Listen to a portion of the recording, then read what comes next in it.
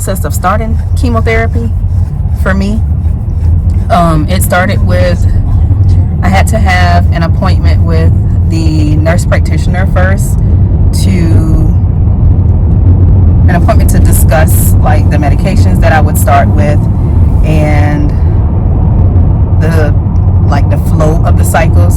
So she explained that it would have been 8 cycles total, with me starting with it being a part A and a part B with different sets of medications in each part.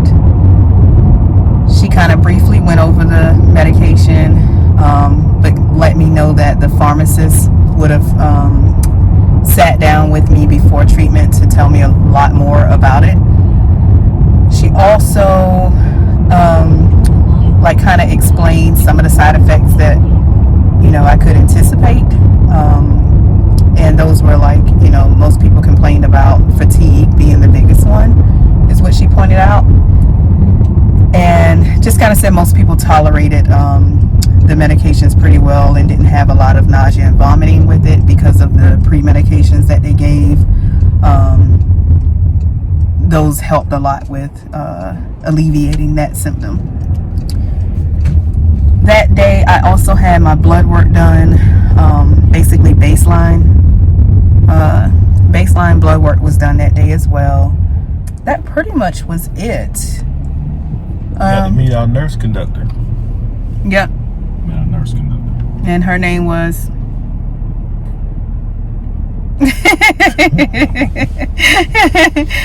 Tammy, right? You told me you don't know. But yeah, we met the nurse and she gave us a tour of the infusion room, what to kind of anticipate there as well. Offered us some drinks. We got some Gatorades to drink to try to help us feel. Gatorades too. The old one. In the can. In the can. I don't think I had ever seen a Gatorade in the can before that. That's old school. Good too. Good and sweet. So yeah, we got that. Matea got loved on by the nurses because she couldn't go in the infusion room. So they just kind of took her on a tour and she got some extra love. Everybody enjoys seeing a baby because they don't get to see babies there. Right. When you're 37 going through breast cancer, you're like the anomaly. Yeah. So yeah, just not the normal for them. So yeah, so that was that. And then the next day I was scheduled to come back and start treatment. And we driving, y'all. There's a lot going on right now. Because we had somebody being a jerk behind us. But yeah, so it was a good day. Like I said, kind of got the rundown of part A, part B, how the cycles would work. She explained that to me in terms of cycle 1, day 1, you'll have this medication, and cycle 8 is you come back in and get Texol, and cycle day this, and yeah, so it was very detailed. I had a pretty good understanding of what to anticipate. I felt like I could navigate it pretty well after that. I did have questions, but those questions that I had at the time were more so for Dr. Stevenson and not the nurse practitioner. So just kind of left out of there overwhelmed, of course, a lot. I mean, definitely overwhelming. Don't get me wrong, just because I said it went well, it was definitely overwhelming. But they tried to kind of help as much as possible with that. Now, the next day, we got there first thing that morning. The pharmacist talked with me. They also had someone come in to talk to me about a study that morning. It was a study that was going to be with 2 different nausea medicines or anti-nausea medications.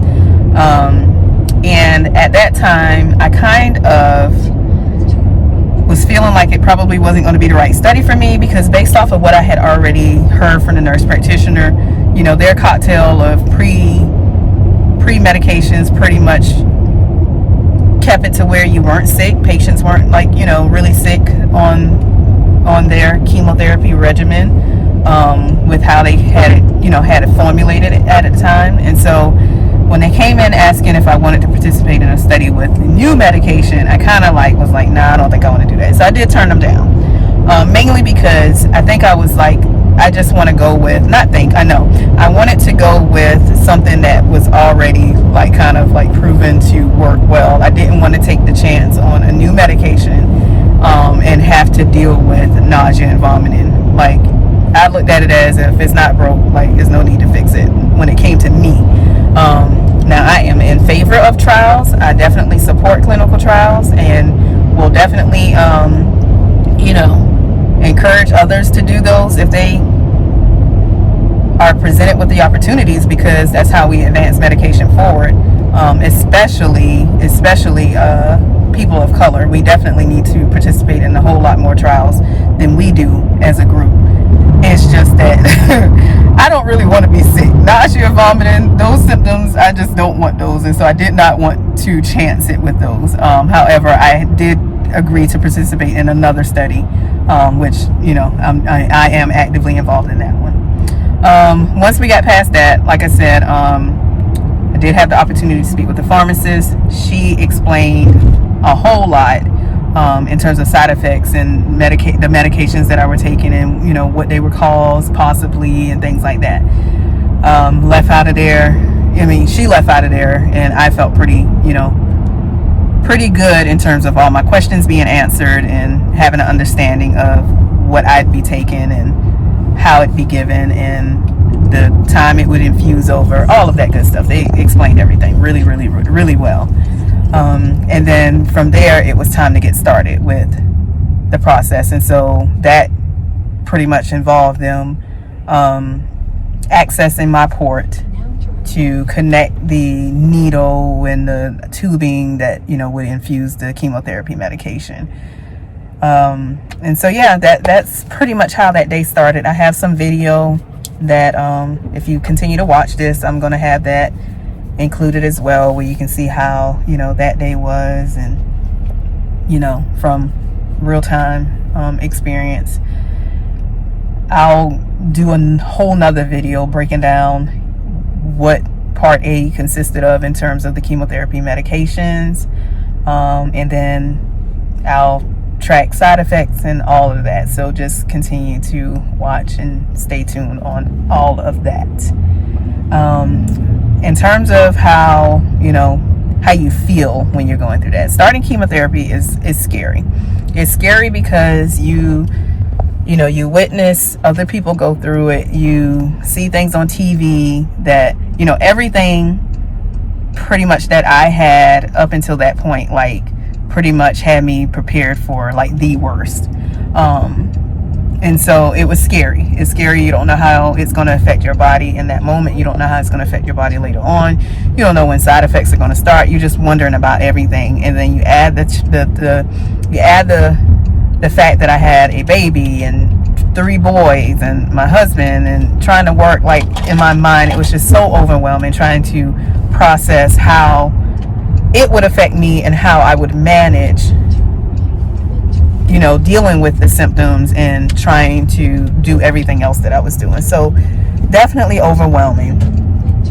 I will say my first infusion was not as bad as I thought it was, and the more I kind of like anticipated, maybe the next infusion will be different, maybe the next one will be different, everything pretty much stayed the same for me, which, if anybody that has been with me, like, one-on-one in this process can say, like, it's been mild.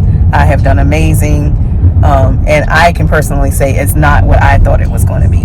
So truly blessed and thankful, grateful in terms of how I have been able to go through this and basically not look like what I've been going through. And so that's been a blessing. The hardest part for me with starting chemotherapy was the fact that I had to stop breastfeeding my baby. The goal was just like the goal with my boys. Like, I wanted to breastfeed at least for a year, and then possibly longer if if she wanted to. I would have gone longer. But unfortunately, the chemotherapy medication, it is excreted in your breast milk, and so unfortunately had to stop breastfeeding abruptly.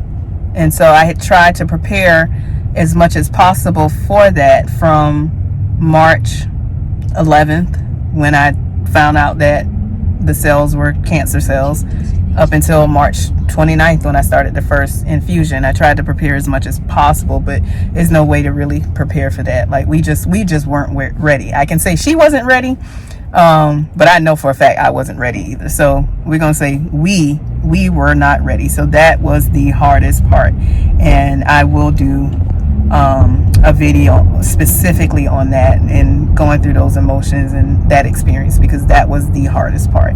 And I'd like to say that that's probably what got me through not even focusing on chemo and treatment initially, because that was just so traumatizing in itself that I didn't have time to even think about, well, how is this really affecting me? Because I had a whole nother beast to go up against, and that was the fact that we had to stop breastfeeding, and I had to figure out how to feed my baby another route.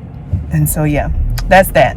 Anyway, like I said, continue to watch the rest of this, and you could, get a glimpse into what it was like that, that particular day when I started chemo for the first time. All right, well guys, thank you. Like, comment, share, subscribe, and continue to follow us on this journey. We have arrived. Yeah, thank you everyone. Bye. Say bye, Cedric. Bye.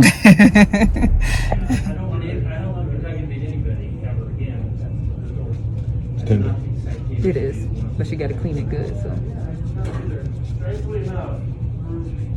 You a G, man. I don't want no infection. So. Look clean. You don't even look like you. Yeah, negatory goes right. Don't interrupt the process. Not this one anymore. It's not burning or anything. Okay. I'm not open those up. I'll let that dry just for a few. Okay. That's because I soaked it up real good. That glue, I don't trust it to not be. A little bit different. So. Alright. I'm gonna find the end of this port. You shouldn't feel anything, but a little bit of pressure. Okay. Like I said, first time's a little different just because it's new. Okay. Now on count of 3, I'm gonna have you take a deep breath in, okay? 1, 2, deep breath in, 3. Wasn't bad. How's that? There you go. That's it. You're done. Not bad. First thing. What you gotta say? It's not a picture. It's a camera. You gotta use the bathroom. Okay.